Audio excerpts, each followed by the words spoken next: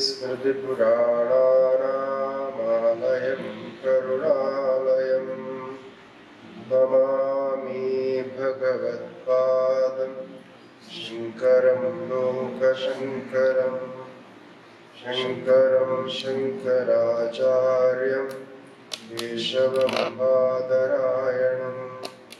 सूत्रभाष्यकृतो वन्दे भगवन्तो पुनः पुनः ईश्वरो गुरुरात्मेति मूर्तिभेदविभागिने व्योमवद्व्याप्तदेहाय दक्षिणामूर्तये।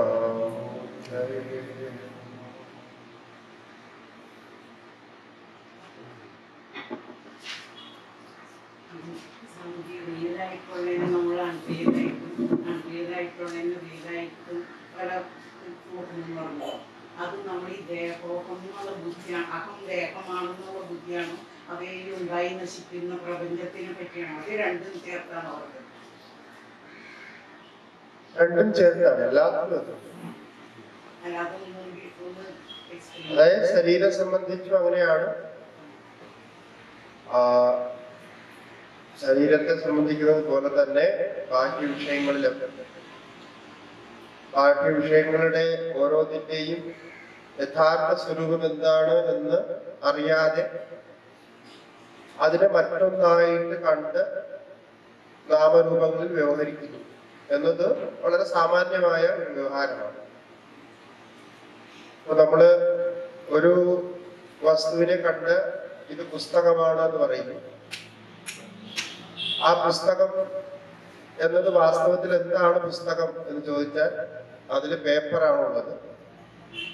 അപ്പോ പേപ്പറിന്റെ ഒരു പ്രത്യേക ആകാരത്തെ അതിന്റെ ഒരു പ്രത്യേക മട്ടിനെ ഒരു പുസ്തകം എന്ന് വിശേഷിക്കും. ഈ പുസ്തകത്തിലുള്ള പേപ്പറുകളെ ഓരോന്നും അഴിച്ച് വേറെയാക്കി വെച്ചാൽ അതിനെ പിന്നെ പുസ്തകം എന്ന് വിളിക്കുന്നില്ല, പിന്നെ അതിനെ പേപ്പർ എന്ന് വിളിക്കും. അപ്പോ അങ്ങനെയാണ് അതിന്റെ ഒരു തത്വം. അതായത് ആക്ച്വലി വേറെ എന്തോ ആണ്, അതിനെ നമ്മള് നമ്മുടെ വ്യവഹാരത്തിനനുസരിച്ച് വേറൊന്നായിട്ട് വിളിക്കുന്നു. അതുപോലെ ശരീരത്തിന്റെ സ്വരൂപം എന്താണെന്ന് ചോദിച്ചാൽ ശരീരത്തിലെ ഈ പഞ്ചഭൂതങ്ങള് അല്ലെങ്കിൽ ഈ ശരീരത്തിന്റെ കോമ്പൗണ്ട്സ് ആയിട്ടുള്ള കാരണങ്ങളാണുള്ളത്. അതിനെല്ലാം കൂടെ ചേർത്ത് ശരീരം എന്ന് വിളിക്കും. വാസ്തവത്തിൽ അതിന്റെ ഓരോ പാർട്സ് വേറെയാണ്, ഓരോ പാർട്ടിന്റെയും പ്രവർത്തനം വേറെയാണ്, അതിന്റെ കാരണം വേറെയാണ്, അതിന്റെ കോമ്പൗണ്ട്സ് വേറെയാണ്, മൂലകാരണം വേറെയാണ്. അങ്ങനെയാണെങ്കിൽ മറ്റൊരു നാമം കൊടുത്തതിനെ വിളിക്കുന്നു എന്നുള്ളതാണ് ഈ ഒന്നിനെ മറ്റൊന്നായി കാണുന്നു എന്ന് പറയുന്നത്. അത് തന്നെ എന്താണോ റിയൽ, എന്താണോ അൺറിയൽ എന്ന് ചോദിച്ചാൽ അതിന്റെ ഒരു പരിഭാഷ ഏതൊന്നിന്റെ ജ്ഞാനം ഏത് പ്രകാരത്തിൽ അറിഞ്ഞതിൽ ആ ജ്ഞാനം അങ്ങനെ തന്നെ ഉണ്ടാകുന്നുവെങ്കിൽ ആ ജ്ഞാനത്തെ ശരിയായ ജ്ഞാനം എന്ന് പറയും. ഒരു ജ്ഞാനം ഒരറിവ് ഒരു പ്രകാരം ഉണ്ടായി, പക്ഷെ വേറൊരു കാലത്ത് ആ അറിവ് വേറൊരു രീതിയിലേക്ക് മാറിയാണ്, അതല്ല എന്ന് വന്നാൽ ആ ജ്ഞാനം യഥാർത്ഥ ജ്ഞാനമല്ല എന്ന് പറയാം. ഇതാണ് സാധാരണ നമുക്ക് മനസ്സിലാകുന്നത്. പുസ്തകം എന്നറിഞ്ഞു, ഇത് പുസ്തകമാണ് എന്ന് നിശ്ചയിച്ചു. കുറച്ച് കഴിഞ്ഞ പേപ്പറിനെ മാറ്റി കാണിച്ചപ്പോ അത് പുസ്തകമാണെന്നുള്ള അറിവ് മാറിയിട്ട് ഇത് പേപ്പറാണെന്നുള്ള അറിവായി. പിന്നെ അതിനെയും വീണ്ടും മാറ്റി കാണിക്കുകയാണ്, അതിനെ വീണ്ടും വിഘടിപ്പിച്ച് കാണിക്കുകയാണെങ്കിൽ പിന്നെ അത് വേറെയാവും. അപ്പൊ പുസ്തകം എന്ന് അറിഞ്ഞത് ആ താത്കാലിക ജ്ഞാനം മാത്രമായി നിന്നു, അതിന്റെ അറിവ് മാറി മാറിപ്പോയി. അപ്പൊ അതിന് ശങ്കരാചാര്യ സ്വാമികള് ഈ ഒരു ഡെഫിനിഷൻ വളരെ ക്ലിയർ ആയിട്ട് തൈത്തരീയ ഭാഷ്യത്തിൽ പറയുന്നുണ്ട്. യദ്രൂപേണ യദ്നിശ്ചിതം തദ്രൂപം ന വ്യഭിചരതി തത്സത്യം, യദ്രൂപേണ യദ്നിശ്ചിതം തദ്രൂപം വ്യഭിചരത് അസത്യമിത്യുച്യതേ, അസത്യുച്യതേ, അനൃതമിത്യുച്യതേ. അതായത് ഏതൊരു രൂപത്തിൽ ഏതിനെ അറിഞ്ഞാൽ അതിന്റെ ജ്ഞാനം പരിവർത്തിതമാകുന്നില്ലയോ ആ ജ്ഞാനം, ആ അറിവ്, ആ വസ്തു നിത്യമാണ്, മൂന്ന് കാലത്തും അതുണ്ട് എന്നുള്ളത്. ഏതിനൊന്ന് അറിഞ്ഞ് അതിന്റെ അറിവ് പരിവർത്തിതമാകുന്നു, കാലാന്തരത്തിൽ വ്യഭിചരിക്കുക എന്ന് പറഞ്ഞാൽ മാറുക എന്നല്ല, അങ്ങനെ മാറുന്നു, അത് ആ ജ്ഞാനം അൺറിയൽ ആണ്. അപ്പൊ ഇതാണ് റിയൽ അൺറിയൽ എന്നുള്ളതിന്റെ ഒരു ഡെഫിനിഷൻ. വിഷൻ. അപ്പൊ റിയൽ ആയിട്ട് നമ്മൾ അറിയുന്നത് 3 കാലത്ത് ഉണ്ടാകണം എന്നൊരു അപേക്ഷ ഉണ്ട്, അതിനൊരു കണ്ടീഷനുണ്ട്. അല്ലാത്തത് അല്പകാലത്തേക്ക് ഉണ്ടാവും, പിന്നെ മാറുമ്പോൾ അത് യഥാർത്ഥ ജ്ഞാനമാണെന്ന് നമുക്ക് നിശ്ചയിക്കാൻ പറ്റാത്തൊരവസ്ഥയുണ്ട്. അത് തന്നെയാണ് നമ്മൾ സർപ്പത്തിന് കയറിന്റെ സർപ്പത്തിനെ കാണുമ്പോഴും ഒക്കെ സംഭവിക്കുന്നത്. അതിനെയാണ് റിയൽ അൺറിയൽ എന്ന് പറയുന്നത്. അപ്പൊ റിയൽ അൺറിയൽ എന്നുള്ള സെൻസിൽ നമ്മൾ എന്തൊക്കെ ഒബ്ജക്റ്റ് ആയിട്ട് കാണുന്നോ, വിഷയങ്ങളായിട്ട് കാണുന്നോ, ശരീരം തുടങ്ങിയ എല്ലാ വിഷയങ്ങളും, അതിലെല്ലാം റിയൽ അൺറിയൽ എന്നുള്ള വിവേകം ചെയ്യാൻ പറ്റും. ശരിയും തെറ്റും സത്യാനൃതം എന്നുള്ളത്.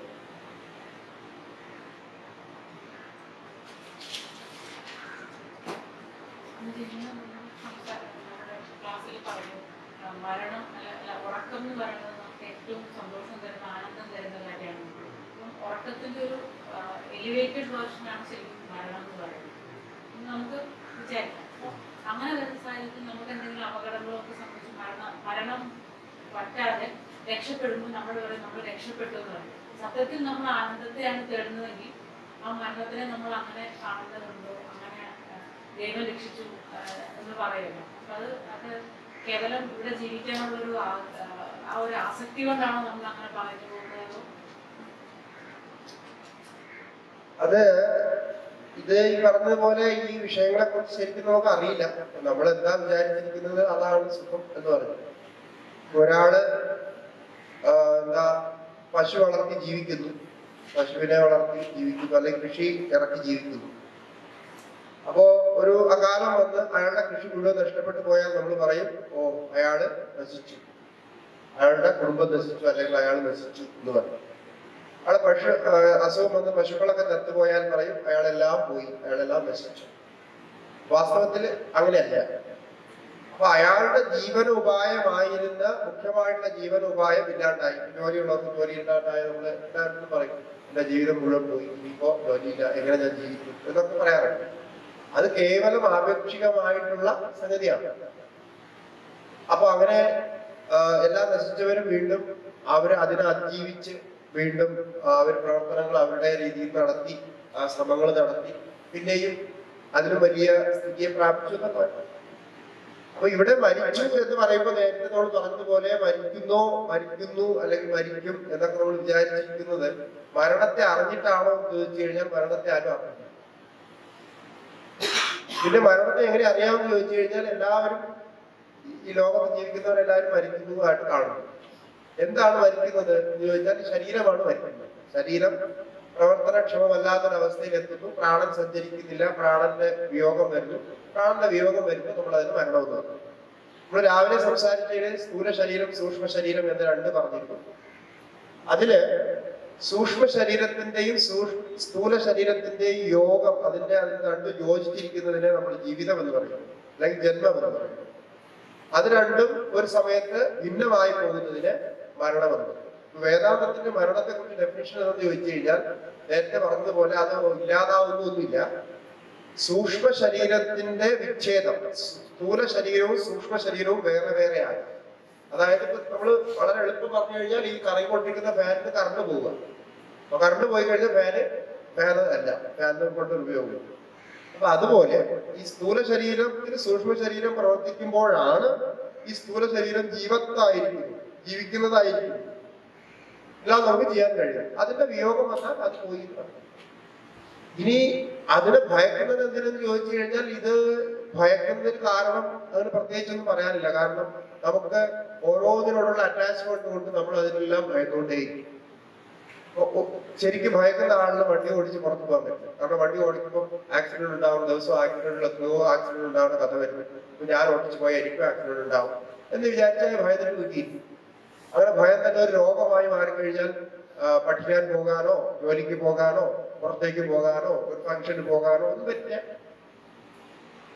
അപ്പൊ അതൊക്കെ ശരിയാണോ? അയാൾ വിചാരിക്കുന്നത് ശരിയാണോ എന്ന് ചോദിച്ചു കഴിഞ്ഞാൽ അയാൾ കാണുന്ന ദൃഷ്ടി ശരിയാണ്. കാരണം എല്ലാവർക്കും അപകടങ്ങൾ ഉണ്ടാകുന്നുണ്ട്, എപ്പോഴും ആയിരക്കണക്കിന് അപകടങ്ങൾ ഉണ്ടാകുന്നുണ്ട്. അതുകൊണ്ട് എനിക്കും ഉണ്ടാകാൻ ഭയക്കുന്നു. അപ്പൊ ഭയത്തിന് പ്രത്യേകിച്ച് ഒരു വാലിഡ് ആയിട്ടുള്ള ഒരു കാരണം വേണം എന്നൊന്നുമില്ല. ഭയം നമ്മുടെ തെറ്റിദ്ധാരണകൾ കൊണ്ടാണ്. അതായത് 99% ഭയങ്ങളും തെറ്റിദ്ധാരണകൾ കൊണ്ടാണ്. അത് ശരിയായിട്ട് നമ്മളൊന്നും അറിയുന്നില്ല, അതെന്തൊക്കെ നമ്മൾ കൽപ്പിച്ചു കൂട്ടുന്ന ഭയം ഉണ്ടാക്കും. വെറുതെ ഭയക്കുന്നതല്ല. അതുപോലെയാണ് ഈ മരണഭയം എന്ന് പറയുന്നത്. ആക്ച്വൽ മരണം സംഭവിക്കുന്നുവോ സംഭവിക്കുന്നില്ലയോ, അതെങ്ങനെ സംഭവിക്കുന്നു, എനിക്കും അതുപോലെയാണോ സംഭവിക്കുന്നത് എന്നൊന്നും അറിയില്ല. അതുകൊണ്ട് നമ്മൾ അതിനെ ഭയക്കുന്നു. അപ്പോ മരണത്തിൽ പോയിട്ട് തിരിച്ചു വന്നു എന്നൊക്കെ പറയുമ്പോൾ നമുക്ക് തിരിച്ച് ജീവിക്കണം എന്നുള്ള ആഗ്രഹം ഉള്ളത് കൊണ്ട് നമ്മൾ രക്ഷപ്പെട്ടു എന്ന് പറയുന്നു. അപ്പോ തിരിച്ചു വന്നില്ല എങ്കിൽ, അങ്ങനെ ആഗ്രഹമില്ലാത്തവരാണെങ്കിൽ എന്താ പറയും? അപ്പൊ ചിലവർ രക്ഷപ്പെട്ടു എന്ന് പറയുമ്പോൾ വേറെ ചില ആൾക്കാർ പറയുന്നുണ്ടായോ ഇയാൾ തിരിച്ചു വന്ന് മഹാ ഉപദ്രവമായി എന്ന് പറയുന്നുണ്ടാവും അല്ലെ? അതിപ്പോ അവരുടെ റിലേഷൻ അനുസരിച്ചിരിക്കും. ഒരു ഉപദ്രവകാരിയായിട്ടുള്ള ഒരാളാണ് തിരിച്ചു വന്നെങ്കിൽ ഇയാള് ചത്തുപോകുന്നതായിരുന്നു നല്ലതെന്ന് വിചാരിക്കും. അങ്ങനെ വിചാരിക്കാറുണ്ട്. എത്രയോ പേര് ജീവിക്കാൻ വേണ്ടി, ജീവിതത്തിന് വേണ്ടി പ്രാർത്ഥിക്കുന്നു. എത്രയോ പേര് മറ്റുള്ളവർ മരിക്കണമെന്ന് പ്രാർത്ഥിക്കുന്നു. ദിവസം പോയിട്ട് അമ്പലത്തിലെ ആൾക്കാർ എന്താണ് സംഹാര പൂജ ഒക്കെ നടക്കുന്നത്. അപ്പൊ അതിന്റെ അർത്ഥം അതൊരു ഭാവം മാത്രമാണ്. അപ്പൊ ഒരാളെ ശത്രുവായിട്ടും ഒരാളെ മിത്രമായിട്ടും നടക്കുന്ന കേവലം നമ്മുടെ വ്യവഹാര ദൃഷ്ടിയിലെ ചില ലോഭങ്ങളും ലാഭങ്ങളും ഒക്കെ നോക്കിയിട്ടുള്ള കാര്യമുണ്ട്. അതൊക്കെ അറിഞ്ഞിട്ടാണ് എന്നുള്ളതില്ല. അപ്പൊ അറിഞ്ഞ ലെവലില് എന്താണ് നമുക്ക് റിയൽ ആയിട്ട് ഉള്ളത്, അതിനെ നമ്മൾ നോക്കണം. അപ്പൊ ഒരു വസ്തുതയെ നമുക്ക് എങ്ങനെയാണ് നമ്മൾ അതിനെ ക്രൈമായിട്ട് പറയുന്നത്, അതൊരു ക്രൂരകൃത്യമായിട്ടാണ് പറയുന്നത്. അതിനൊരു വ്യവസ്ഥ ഉണ്ടാക്കിയിട്ടുണ്ട്. ആ വ്യവസ്ഥയ്ക്ക് അനുസരിച്ചുള്ള നിയമം ഉണ്ടാക്കിയിട്ടുണ്ട്. ആ നിയമത്തിനനുസരിച്ച് അത് ക്രൂരകൃത്യമാണ്. ഇങ്ങനെയാണ് സംഭവിക്കുന്നത്. അപ്പോ ഇപ്പൊ ഈ ഇടയ്ക്ക് നമ്മള് കേരളത്തിലൊക്കെ കേട്ട ഒരു സംഭവം, വലിയൊരു സംഭവം നമ്മളൊക്കെ മീഡിയയിലൊക്കെ കേട്ടിട്ടുണ്ട്. എന്താണ്, ഒരാൾ സമാധിയായി, ഒരാൾ കഷ്ടം, അയാൾ ഒരു പാവം മനുഷ്യൻ, അയാൾക്ക് സമാധി ആവണമെന്ന് ജന്മനാ പണ്ടേ ആഗ്രഹം ഉണ്ടായിരുന്നു. അപ്പോ അത് അവരുടെ വയ്യാതിരുന്നപ്പോ അവരുടെ മക്കളോട് പറഞ്ഞു. മക്കളും ഭാര്യയും അടുത്ത ബന്ധുക്കളും അതിന് സമ്മതിച്ചു. അയാൾ സമാധി ആവണമെന്ന് ഇപ്പൊ നാട്ടിൽ ഒരാൾക്ക് അയാളുടെ ഒരു ആഗ്രഹമായിരുന്നു. അയാൾ ആദ്യം തൊട്ട് അങ്ങനെ ആയിരുന്നു എന്നാണ് പിന്നീട് എല്ലാവരും കണ്ടുപിടിച്ച് പറഞ്ഞത്. പക്ഷെ എന്താ ചെയ്തത്, നമ്മുടെ നിയമം അനുസരിച്ച് അത് തെറ്റാണ്. ഒരാൾക്ക് അങ്ങനെ അവരുടെ തന്നെ ഇച്ഛ കൊണ്ട് തന്നെ സ്വയം സമാധിയാവാൻ പറ്റും. ഇപ്പൊ എനിക്ക് സമാധിയാവണം തോന്നി കഴിഞ്ഞാൽ ഞാൻ ആദ്യം ലീഗലി എല്ലാം പേപ്പറിൽ അതോറിറ്റി ഒരു വക്കീലിനെ വിളിച്ചെല്ലാം എഴുതി വെക്കണം. എനിക്ക് ഇന്ന സമയത്ത് സമാധിയാവണമെന്ന് ആഗ്രഹമുണ്ട്, എന്റെ സമാധിക്ക് ആദ്യം ഉത്തരവാദിത്തം. അങ്ങനെ അവർ ബുദ്ധിപരമായിട്ട് ചെയ്തില്ല. അതാണ് അവർക്ക് പറ്റിയ ഏറ്റവും വലിയ പാളിച്ച. അവരെ കുടുംബത്തിൽ തന്നെ കഷ്ടത്തിലാക്കി. അപ്പൊ അതിന്റെ ഒരു പ്രശ്നം എന്ന് പറഞ്ഞാൽ ചിലപ്പോൾ എന്തെങ്കിലും വേറെ കാരണങ്ങൾ കാണും. പക്ഷെ നമ്മൾ ഒരു ദൃഷ്ടിയിൽ നോക്കുമ്പോൾ ഒരാളങ്ങനെ ചെയ്യാൻ ആഗ്രഹിക്കുന്നു, അയാൾക്ക് സൂയിസൈഡ് ചെയ്യാമായിരുന്നു, അല്ലെങ്കിൽ മക്കൾക്ക് വേറെ രീതിയിലോ അദ്ദേഹത്തിന് എവിടെയെങ്കിലും കൊണ്ടുപോകായിരുന്നു, അങ്ങനെയൊക്കെ ചെയ്യാമായിരുന്നു. പക്ഷെ അവര് വളരെ സാധാരണ ഗ്രാമത്തിൽ ജീവിക്കുന്ന സാധാരണ മനുഷ്യര് സാധാരണ ദൃഷ്ടിയിൽ അവരുടെ ചില അന്ധവിശ്വാസങ്ങളും വിശ്വാസങ്ങളും ഒക്കെ വെച്ച് അങ്ങനെ അവരൊക്കെ ചെയ്തു. പക്ഷെ ചെയ്ത് കഴിഞ്ഞിട്ടാണ് വലിയ അബദ്ധമായെന്നുള്ളത് അവർക്ക് മനസ്സിലാകുന്നത്. കാരണം ഈ നിയമങ്ങളാണ് ശരിക്കും നമ്മൾ അതിലെ ആ വഴിക്ക് കൊണ്ടുപോകും. ഇപ്പൊ നിയമസംഹിതയിലെ ഒരാൾക്ക് സമാധിയാവാൻ എഴുതിയിട്ടില്ല. ഒരാളുടെ ഇച്ഛക്കനുസരിച്ച് അയാൾക്ക് കുഴി ഉണ്ടാക്കി അതിന് സമാധിയാവാണ്. ഇതിനു മുമ്പ് ഒരു സ്വാമിജി, തിരുവനന്തപുരത്ത് ഒരു സ്വാമിജി ഉണ്ടായിരുന്നു. ശരിക്കും സിദ്ധനായിട്ടുള്ള ഒരാളായിരുന്നു. അപ്പൊ അദ്ദേഹത്തിന്റെ ഒരു 45-50 വയസ്സായപ്പോ തന്നെ വലിയൊരു കുഴി എടുത്തിട്ട് ഇപ്പൊ ഇവർ ചെയ്തതുപോലെ തന്നെ വലിയൊരു കുഴിയൊക്കെ എടുത്തിട്ട് ആ കുഴിയിലെല്ലാം വ്യവസ്ഥ ഉണ്ട്. എല്ലാവരും വരുന്നവർക്കെല്ലാം പറയുമായിട്ട് ഇതാണ് എനിക്ക് സമാധിക്കുള്ള കുഴി, സമാധി ആകുമ്പോൾ സമാധി ഇരിക്കുമ്പോൾ അവിടെ ഇരുന്നു അദ്ദേഹം ഇരിക്കും. അപ്പൊ നമ്മളൊക്കെ അദ്ദേഹം കൂടെ കുറച്ചു കാലം കണ്ടാൽ വളരെ സിദ്ധനായിട്ടുള്ള ഒരു മനുഷ്യനായിരുന്നു. കുറെ എന്താ പറയാ കഴിവുകളൊക്കെ ഉണ്ടായിരുന്ന. അപ്പൊ അദ്ദേഹത്തിന്റെ ആഗ്രഹമാണ്, അദ്ദേഹം അങ്ങനെ സമാധിയാവുക, അതിനുള്ള അറിവുകൾ അദ്ദേഹത്തിനുണ്ട്. ശരീരം ത്യജിക്കേണ്ടി വന്നു. അവസാനം അദ്ദേഹത്തിന്റെ ശരീരം ത്യജിച്ച സമയത്ത് എല്ലാവർക്കും ഇതേപോലെ പറഞ്ഞു. അദ്ദേഹത്തിന്റെ സഹോദരന്മാരോടൊക്കെ പറഞ്ഞു കഴിഞ്ഞു. അത് അദ്ദേഹം വിദ്യാഭ്യാസമുള്ള ആളാണ്. അദ്ദേഹത്തിന്റെ സഹോദരന്മാരൊക്കെ പ്രശ്നം കാര്യങ്ങളൊക്കെ കൊണ്ട് വലിയ വിദ്യാഭ്യാസമുള്ള ആൾക്കാരൊക്കെ, ഡോക്ടർമാരും അവരുടെ ബന്ധുക്കളും വലിയ വലിയ ആൾക്കാർ. അപ്പൊ എല്ലാവരും പറഞ്ഞു. എന്നിട്ട് അദ്ദേഹത്തിന് 79 80 വയസ്സായെന്ന് തോന്നുന്നു. ആ സമയത്ത് അദ്ദേഹത്തിന് അവന് ആരോഗ്യ പ്രശ്നമൊന്നും ഉണ്ടായിരുന്നില്ല. ഒരു ദിവസം വയ്യാണ്ടായി. അപ്പൊ അദ്ദേഹം ഒറ്റയ്ക്കാണ് ഒരു സ്ഥലത്താണ് താമസിക്കുന്നത് ആശ്രമത്തിൽ. കാരണം അദ്ദേഹത്തിന്റെ ആചാരങ്ങളും ചിട്ടകളും ഒക്കെ എല്ലാം അഡ്ജസ്റ്റ് ചെയ്യാൻ പറ്റുന്നത് ഒറ്റയ്ക്കാണ് താമസിക്കുന്നത്. ശിഷ്യന്മാരൊക്കെ ഉണ്ടെങ്കിലും വന്ന് പോകുന്നുണ്ടായിരുന്നു. അപ്പൊ അത് വയ്യാണ്ടായിട്ട് എന്താ പറയാ ശ്വാസതടസ്സമോ അങ്ങനെ എന്തോ പ്രശ്നം തോന്നി.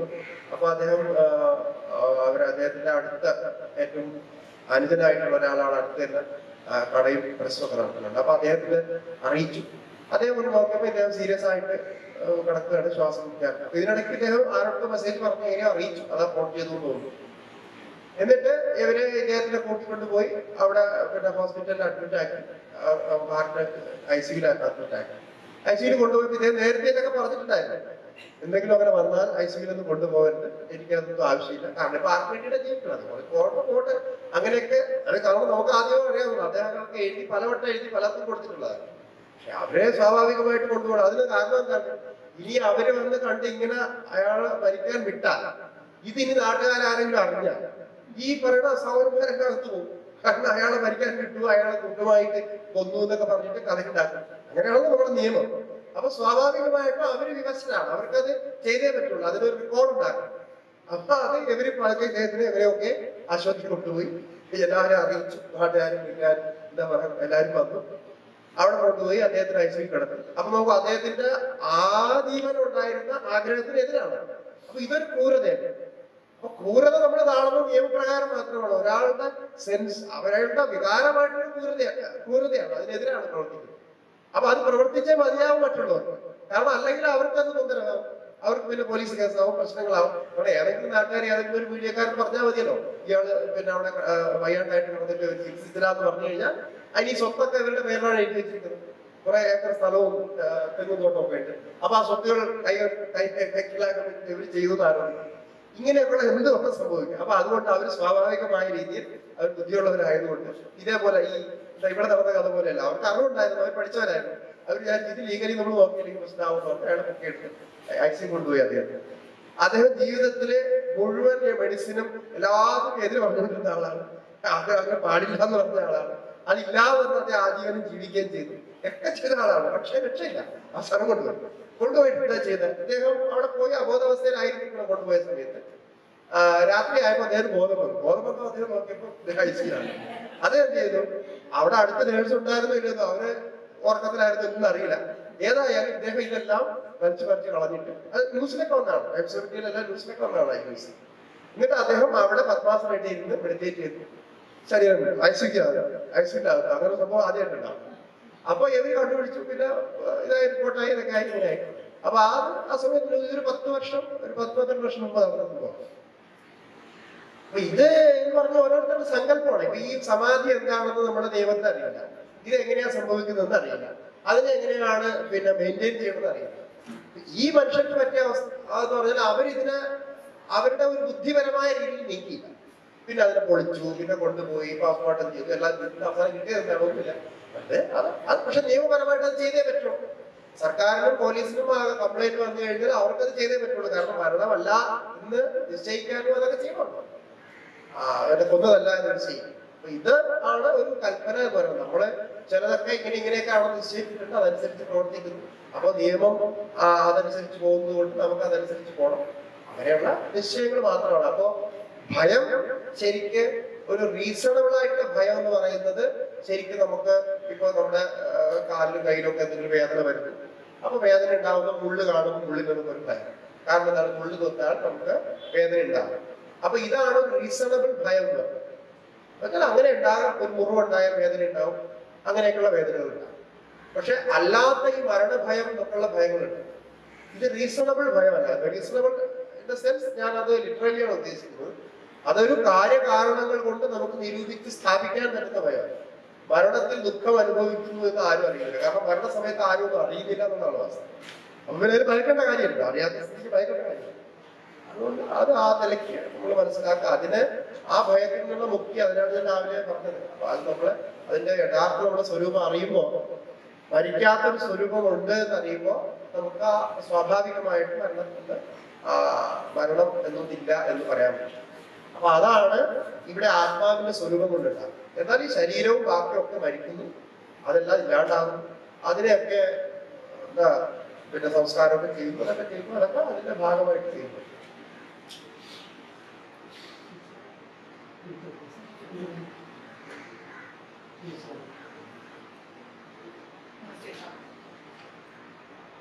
പരമാത്മ സ്വരൂപത്തെ പറ്റി പറഞ്ഞപ്പോ സ്വാമിജി സത്യ ചിത്ര ആനന്ദം, അതിനുശേഷം ഒരു അനന്തം എന്നൊരു പറഞ്ഞു. അത് ഇൻഫിനിറ്റ് എന്ന അർത്ഥത്തിലാണ്.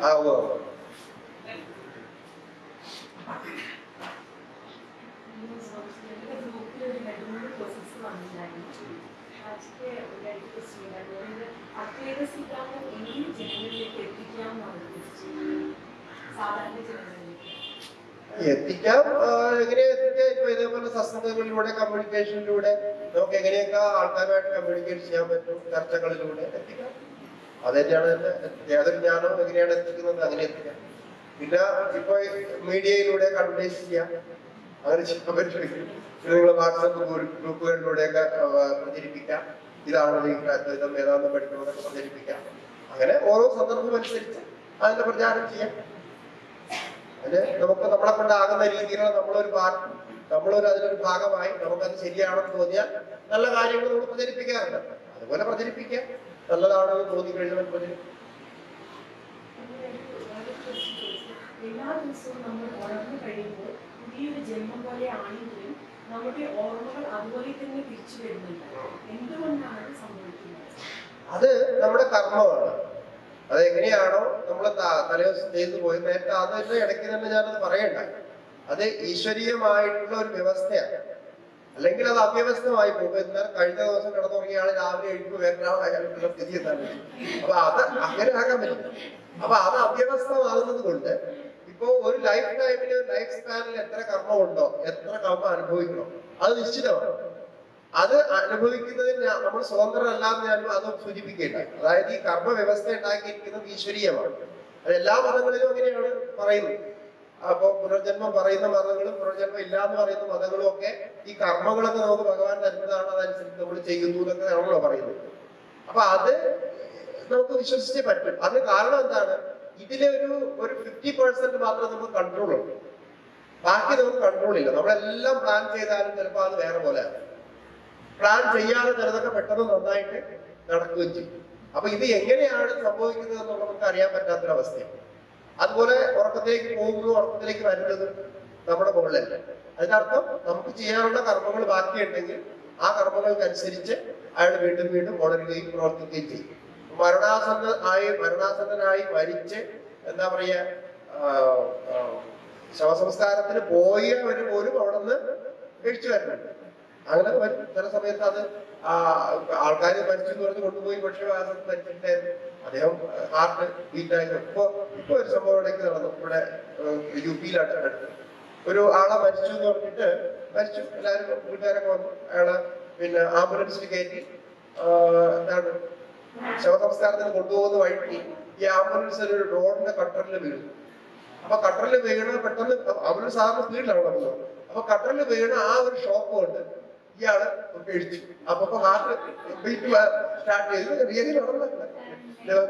അങ്ങനെ സ്റ്റാർട്ട് ചെയ്തപ്പോ അയാള് കൈകാലം അനക്കാൻ തുടങ്ങിയപ്പോ ഈ അനക്കുന്നത് കൊണ്ട് എല്ലാവരും കഴിച്ചു. പിന്നെ തുറന്നു നോക്കിയപ്പോ അയാള് കണ്ണു തുറന്നു നോക്കുന്നുണ്ട്, കുഴപ്പമില്ല. അപ്പൊ അവർ വളരെ കൂളായിട്ട് അതിനെ അഴിച്ചു മാറ്റി. അത് ഗ്രാമക്കാരായതുകൊണ്ട് പിന്നെ വേറെ ഒന്നും ചിന്തിച്ചില്ല.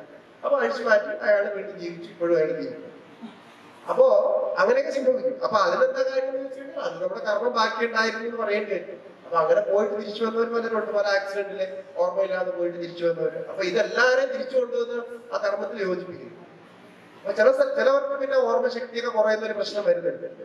അത് ഈ പറഞ്ഞതുപോലെ ആ കർമ്മത്തിന്റെ ഒരു പ്രശ്നമായിട്ട് അങ്ങനെ കണക്കാക്കിയിട്ടുണ്ട്. അതില് എവിടെ വരെയാണോ ഓർമ്മശക്തി, അത് കർമ്മത്തിന്റെ തിയറി എന്ന് പറയുന്നത് നമ്മുടെ ഓർമ്മശക്തിയും നമ്മുടെ പുരുഷാർത്ഥവും ബുദ്ധിയും അഹങ്കാരവും എപ്പോ വരെ പ്രവർത്തിക്കുന്നുവോ അപ്പൊ വരെയാണ് നമ്മുടെ പുരുഷാർത്ഥമായിട്ടുള്ള കർമ്മം. ബാക്കിയുള്ള കർമ്മം എന്ന് പറയുന്നത് അവശിഷ്ട കർമ്മമാണ്. അതായത് ആ സമയത്തുള്ള എക്സ്പീരിയൻസേ നമുക്കുള്ളൂ, നമുക്ക് പെർഫോമൻസ്. ഇപ്പൊ നമ്മളൊരു പെർഫോമൻസ് ചെയ്ത് കർമ്മം ചെയ്യണമെങ്കിൽ അതിനുള്ള ബുദ്ധി തയ്യാറാണ്.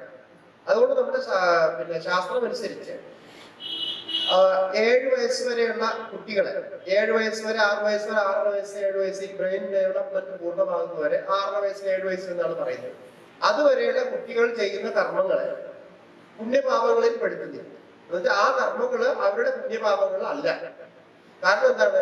അവർക്ക് അത് വിവേകം ചെയ്ത് അറിഞ്ഞാൻ പറ്റാത്ത, അതുകൊണ്ട് അത് ദോഷമായിട്ട് കണക്കാക്കാം. പക്ഷെ അത് കഴിഞ്ഞു വരുമ്പോ പിന്നെ അത് ദോഷമായിട്ട് കണക്കാക്കും. പിന്നെ മറ്റുള്ളവർക്ക് അത് പാപങ്ങളും പുണ്യങ്ങളുമാക്കി അവരുടേതായിട്ടുണ്ട്. അതിനൊരു ദൃഷ്ടാന്തം നമ്മുടെ കർമ്മ പ്രവർത്തനം എന്ന് പറഞ്ഞാൽ അതാണ്. അപ്പൊ അതുകൊണ്ട് ബുദ്ധിയെ തിരിച്ചു കൊണ്ടുവരുന്നത് നമ്മുടെ കർമ്മങ്ങൾ ബാക്കിയുള്ളത് കൊണ്ടാണ്. അത് പൂർണ്ണമാക്കേണ്ടതുണ്ട്. അതെല്ലാം അനുഭവിക്കണം, സുഖവും ദുഃഖവും അനുഭവിക്കണം. എന്നിട്ട് അങ്ങനെ ഉറങ്ങിക്കൊണ്ടേ ഇരുന്നാൽ മതിയായിരുന്നു. പക്ഷെ അങ്ങനെ ചെയ്യാൻ പറ്റില്ല. അതുകൊണ്ട് അങ്ങനെയാവും. ഇനി ആ കർമ്മം ഇല്ലെങ്കിൽ ആ ഉറക്കത്തിൽ തന്നെ മരണത്തിൽ പ്രവേശിച്ചു എന്ന് വരാം.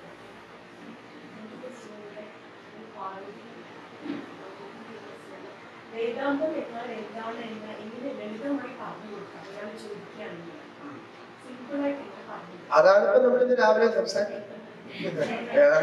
എങ്ങനെയാണ് അത് എന്താണ് എന്നുള്ളതാണ് നമ്മൾ സംസാരിച്ചത്.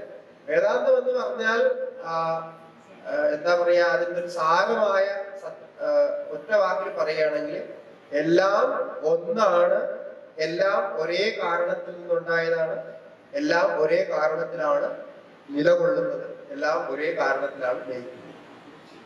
So one cause, many effects എന്നുള്ളതാണ് അതിന്റെ ഒരു ഒറ്റ വാക്ക്.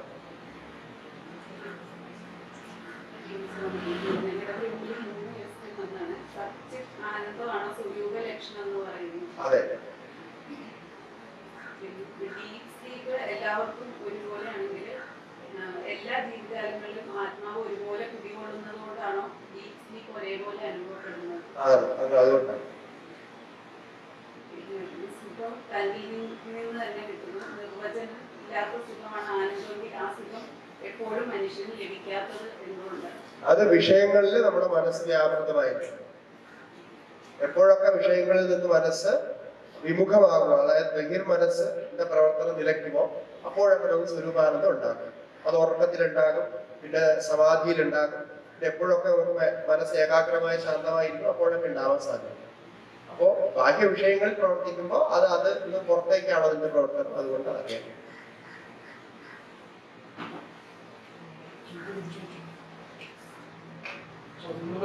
സമയക്കുറവുകൊണ്ട് 2 ചോദ്യങ്ങൾ ചോദിക്കുന്നു. വളരെ താത്വികമായിട്ടുള്ള ചോദ്യങ്ങൾ, രണ്ടെണ്ണം പേഴ്സണൽ ആയിട്ടുള്ള കാര്യം. ഈ അദ്വൈതാനുഭവം എന്ന് പറയുന്നത്, അദ്വൈതാനുഭവത്തിന് എന്നെ സംബന്ധിച്ചിടത്തോളം ഇത് പുതിയ നിർവചനമാണ് കിട്ടിയത്. എന്ന് വെച്ചാൽ നമ്മള് ഗാഠനിദ്രയില് സർവ്വജീവജാലങ്ങൾക്കും എല്ലാവർക്കും കിട്ടുന്ന അനുഭവം ഒന്നാണെന്നും അത് തിരിച്ചറിയുന്നതാണ് അദ്വൈതാനുഭവം എന്നുള്ളത്. ഞാൻ ധരിച്ചിരിക്കുന്നത് പറയുകയാണെങ്കിൽ ജീവാത്മാവും പരമാത്മാവും തമ്മിൽ യോജിക്കുമ്പോൾ കിട്ടുന്ന അനുഭവത്തിനെയാണ് അദ്വൈതാനുഭവം എന്ന് ഞാൻ ധരിച്ചിരുന്നത് എന്നുള്ളത്. അത് ഒരു ചോദ്യം. അത് അങ്ങനെയാണ്. അതായത് ഈ സുഷുപ്തി അവസ്ഥയിൽ നമ്മൾ അതിന്റെ ഒരു പ്രത്യക്ഷ ഉദാഹരണം പറഞ്ഞു. അവിടെ ജീവാത്മാവിന്റെ ജീവത്വം വിടുന്നു എന്നുള്ളതാണല്ലോ നമ്മൾ ആ വ്യാഖ്യാനിച്ചതിന്റെ മുഴുവൻ സാരം. അവിടെ അഹങ്കാരാദികളൊന്നും ഇല്ല. അപ്പൊ ഇതൊക്കെ ഉള്ളതാണല്ലോ ജീവത്വം. അപ്പൊ അവിടെ ജീവത്വം വിടുന്നു, അത് ഇൻഡിവിജ്വാലിറ്റി ഇല്ല. അതുകൊണ്ട് അവിടെ ആദ്യം തന്നെയാണ് അനുഭവിക്കുന്നത്. അപ്പൊ അതിനെ നമ്മൾ ബോധ മനസ്സിൽ കൊണ്ടുവരാൻ ശ്രമിക്കുന്നു എന്നുള്ളതാണ് ഈ സാധനയുടെ മുഴുവൻ സാരം. കാരണം അത് ആത്യന്തികമല്ല. ഇപ്പൊ ഈ സുഷുപ്തിയിൽ അനുഭവിക്കുന്നത് അത് ഒരിക്കൽ അനുഭവിച്ചാൽ അങ്ങനെ തന്നെ നിൽക്കുന്നില്ല. വീണ്ടും നമ്മൾ കർമ്മഫലവും വീണ്ടും ബന്ധനങ്ങളിലേക്ക് വരും. അപ്പൊ അതിനെ നമുക്ക് ജാഗ്രതയിലും അതുപോലെ അനുഭവിക്കണം. അങ്ങനെയുള്ളപ്പോ ജാഗ്രതയിലെ അതുപോലെ അനുഭവിക്കാം, ജീവിച്ചിരിക്കുമ്പോഴും അതുപോലെ അനുഭവിക്കാം. അത് ജന്മജന്മ എന്താ പറയാ അജ്ഞാനം മുഴുവൻ ഇല്ലാണ്ടാക്കാം. ഈ ഇനിയും ജന്മത്തിന് കാരണമായിട്ടുള്ള അജ്ഞാനം ഇല്ലാതാക്കാം. നമുക്ക് ഈ അനുഭവത്തിനെ ജാഗ്രതയിലേക്ക് അപ്ലൈ ചെയ്യേണ്ടതുണ്ട്. അങ്ങനെ അപ്ലൈ ചെയ്യാൻ വേണ്ടിയിട്ട് മനസ്സിനെ അതിലേക്ക് തയ്യാറാക്കുക. അതാണ് നമ്മൾ ഈ പറയുന്ന സാധനം. അവിടെയാണ് നമ്മൾ തത്വമസി വാക്യങ്ങൾ ഇതൊക്കെ ഉപദേശിക്കുന്നത്. അപ്പൊ തത്വമസി വാക്യങ്ങളുടെ ഉപദേശത്തിൽ തത്വം പദം ഒന്നാണ്, ജീവാത്മാവും പരമാത്മാവും ഒന്നാണ് എന്ന് ഇപ്പൊ നമുക്ക് ധരിക്കാൻ കഴിയുന്നില്ല. കാരണം എന്താണ്? ജീവാത്മാവിന് ലിമിറ്റേഷൻസ് ഉണ്ട്. പരമാത്മാവിന്റെ തത്വങ്ങൾ നമ്മൾ അറിയുന്ന ആത്മാവ് അല്ലെങ്കിൽ ഏറ്റവും വലിയ തത്വം ബ്രഹ്മം എന്ന് പറയുന്നതിന്റെ ഗുണങ്ങളും അല്ലെങ്കിൽ അതിന്റെ സ്വരൂപവും വേറെയാണ്. ഞാൻ വേറെയാണ്. ഞാൻ സർവജ്ഞനല്ല, ആത്മാവ് സർവജ്ഞനാണ്. ഞാൻ പരിച്ഛിന്നനാണ്, ആത്മാവ് അപരിച്ഛിന്നനാണ്. അപ്പൊ ഇങ്ങനെയൊക്കെയുള്ള കുറെ ഡിഫറൻസസ് ഉണ്ട്. ഇതിനെ മാറ്റുക എന്നുള്ള പ്രവൃത്തിയാണ് നമ്മൾ ഈ സാധന കൊണ്ട് ഉദ്ദേശിക്കുന്നത്. അപ്പൊ ഏത് അനുഭവം നമുക്ക് റിയലി ഉണ്ടോ അതിന്റെ ആക്ച്വൽ ആയിട്ടുള്ള പെർഫോമൻസ് നമുക്ക് ജാഗ്രതയിൽ കിട്ടുന്നില്ല. അതിൽ കിട്ടാൻ വേണ്ടിയിട്ട് അതിന്റെ മനന ചിന്തനങ്ങൾ ആവശ്യമാണ്. അതിനൊരു സിസ്റ്റം ഉണ്ടാക്കിയിട്ടുണ്ട്. ആ സിസ്റ്റത്തിന്റെ ഭാഗമായിട്ട് ജീവാത്മ പരമാത്മ ഐക്യം എന്നൊക്കെ വേദാന്തത്തിൽ പറഞ്ഞു. അത് സ്ഥായി ഐക്യം എന്ന് പറയുന്നത് സ്ഥായിയാണ് അതിന്റെ സ്വരൂപം. പക്ഷേ ഇവിടെ ഈ അതിന് തടസ്സങ്ങൾ ഉള്ളത് കൊണ്ട് അത് വന്നു പോയി. തടസ്സങ്ങളെല്ലാം മാറിക്കഴിഞ്ഞാൽ അത് വീണ്ടും സ്ഥായിയാണ്. അടുത്ത ക്വസ്റ്റ്യൻ അല്പം പേഴ്സണലി കണക്റ്റഡാണ്. ഇന്ന് പറഞ്ഞ ക്ലാസ്സിൽ നമ്മൾ ഈ സ്വന്തം ശരീരത്തിൽ കൂടിയാണ് ബ്രഹ്മത്തിന്റെ പ്രവർത്തനം അല്ലെങ്കിൽ ആ സ്വരൂപം നമ്മൾ മനസ്സിലാക്കേണ്ടത് എന്ന് പറഞ്ഞത്. സ്വന്തം ശരീരവും മനസ്സും അല്ലാതെ വേറൊരു ടെസ്റ്റ് ഇല്ലായിരുന്നു. അതിൽ കൂടി വേണം നമ്മളെല്ലാം അറിയാൻ. പുറത്തുള്ള തിയറീസ് കാര്യങ്ങൾ പഠിച്ച് ഇന്റേണലൈസ് ചെയ്യുന്നതിൽ കൂടുതൽ സ്വന്തം ശരീരത്തിൽ നോക്കുക, ശരീരത്തിൽ മനസ്സിൽ പ്രവർത്തിക്കുന്നതിനനുസരിച്ചാണ് ഈ ഈശ്വരന്റെ ചൈതന്യം നമ്മളിൽ പ്രവർത്തിക്കുന്നുണ്ട് എന്ന് നമ്മൾ തിരിച്ചറിയണം എന്നാണ് പറഞ്ഞത്. ചോദ്യം ഇത്രേ ഉള്ളൂ, ഒരു വലുതായിട്ടുള്ള ചോദ്യമാണ്. അതുകൊണ്ട് നടക്കുകയാണ് നമ്മുടെ ബോഡിയിൽ നമ്മുടെ കോൺഷ്യസ് വില്ലില്ലാതെ ചില പ്രവർത്തനങ്ങൾ നടക്കുന്നുണ്ട്. അത് ചില മൂവ്മെന്റ്സ് ആയിട്ടോ ചില ഹീലിംഗ് ഓറിയന്റഡായിട്ടോ അല്ലെങ്കിൽ പ്രാണന്റെ ചില ഗതികളുമായിട്ട് ബന്ധപ്പെട്ടിട്ടോ അല്ലെങ്കിൽ പലതരത്തിലുള്ള വൈബ്രേഷൻസ് ഒക്കെ ആയിട്ട് അനുഭവപ്പെടുന്നുണ്ടെങ്കിലും നമ്മളതിൽ ഏത് തരത്തിലാണ് കാണേണ്ടത്, അതിന് നമ്മൾ എന്തെങ്കിലും പ്രിക്കോഷൻസ് എടുക്കുന്നതോ സാധാരണമായി ശരിയല്ലാത്തത് കൊണ്ടാണോ അത് നമ്മളിനിയും പ്രോപ്പറായിട്ടുള്ള മിക്കന്മാരെ കിട്ടാത്തത് കൊണ്ടാണോ എന്നാണ് ഇങ്ങനെയാണോ ഇതുമെല്ലായിട്ടുള്ള ഫിനോമിനലാണ്. അത് ഈ ഇപ്പൊ അങ്ങ് ചോദിച്ച ഒരു കാര്യം എന്ന് പറയുന്നത് ഇതൊരു വേറെ തരത്തിലുള്ളൊരു കാര്യം. അതായത് ഇത് നമ്മുടെ ഫിസിയോളജിയും സൈക്കോളജിയും ഒക്കെ ആയിട്ട് ബന്ധപ്പെട്ട കാര്യം. ഇതിന്റെ എങ്ങനെയെന്ന് പറഞ്ഞാൽ നമ്മുടെ മനസ്സിന് പല തലങ്ങളുണ്ട്. ഇപ്പോ നമ്മള് സ്ഥൂല മനസ്സ്, സൂക്ഷ്മ മനസ്സ് എന്നൊക്കെ പറഞ്ഞു കഴിഞ്ഞാൽ ഒരു കോൺഷ്യസ് മനസ്സ് എന്ന് പറഞ്ഞ തലമുണ്ട്. സൈക്കോളജിയുടെ ഭാഷയിൽ പറഞ്ഞാൽ സബ് കോൺഷ്യസ് മനസ്സ് എന്ന് പറയുന്ന തലമുണ്ട്. ഒരു അൺകോൺഷ്യസ് മനസ്സ് എന്ന് പറയുന്ന തലമുണ്ട്. പിന്നെ ഒരു ജ്ഞാനത്തിന്റെ അവസ്ഥ, സമാധി അവസ്ഥയായിട്ട് സൂപ്പർ കോൺഷ്യസ് എന്ന് പറയുന്ന തലം. ഇങ്ങനെയൊക്കെ തലമാണ്. അപ്പൊ നമ്മൾ ഒരു കാര്യം അതീവ ആഗ്രഹത്തോടു കൂടി, അതീവ താതാത്മ്യത്തോടു കൂടി നമുക്കത് പ്രാപിക്കണം, ഉണ്ടാകണം എന്ന ഒരു അത്യന്തം ആഗ്രഹത്തോടു കൂടി കുറെ കാലം ചെയ്തു കഴിയുമ്പോൾ ഇത് കോൺഷ്യസ് മൈൻഡിൽ നിന്ന് സബ് കോൺഷ്യസ് മൈൻഡിലേക്ക് പോകും. സബ് കോൺഷ്യസ് മൈൻഡിലേക്ക് പോയുള്ള ഒരു വ്യത്യാസം എന്ന് പറഞ്ഞാൽ ഇതുപോലെ നമ്മൾ അറിയാതെ ചില കാര്യങ്ങൾ അവിടെ സംഭവിക്കുന്നതായിട്ട് നമുക്ക് തോന്നും. അപ്പോ ആക്ച്വലി സബ് കോൺഷ്യസ് മൈൻഡാണ് നമ്മുടെ കോൺഷ്യസ് മൈൻഡിനെ കൺട്രോൾ ചെയ്യുന്നത്. ഈ സബ് കോൺഷ്യസ് മൈൻഡിൽ നിന്നാണ് ശരിക്കും കോൺഷ്യസ് മൈൻഡിലേക്ക് എന്താ പറയാ അതിന്റെ നിർദ്ദേശങ്ങൾ വരുന്നത്, അതിന്റെ നിർദ്ദേശങ്ങൾ വരുന്നത്. എന്നാൽ അത് നിർദ്ദേശിക്കുന്നത് അത് സ്വതന്ത്രമായിട്ടൊക്കെ നിർദ്ദേശിക്കും. ഈ കോൺഷ്യസ് മൈൻഡ് അങ്ങനെ ഒരു സിറ്റുവേഷനിൽ പെടുമ്പോഴാണ്, കോൺഷ്യസ് മൈൻഡിന്റെ ഒരു ഇൻഫർമേഷൻ അങ്ങനെ ഒരു തരത്തിൽ പോകുമ്പോഴാണ് സബ് കോൺഷ്യസ് മൈൻഡിനെ സപ്പോർട്ട് ചെയ്യുന്നത്. അതിന് സപ്പോർട്ട് ചെയ്യാൻ നിർദ്ദേശിക്കാന്ന് പറഞ്ഞത്.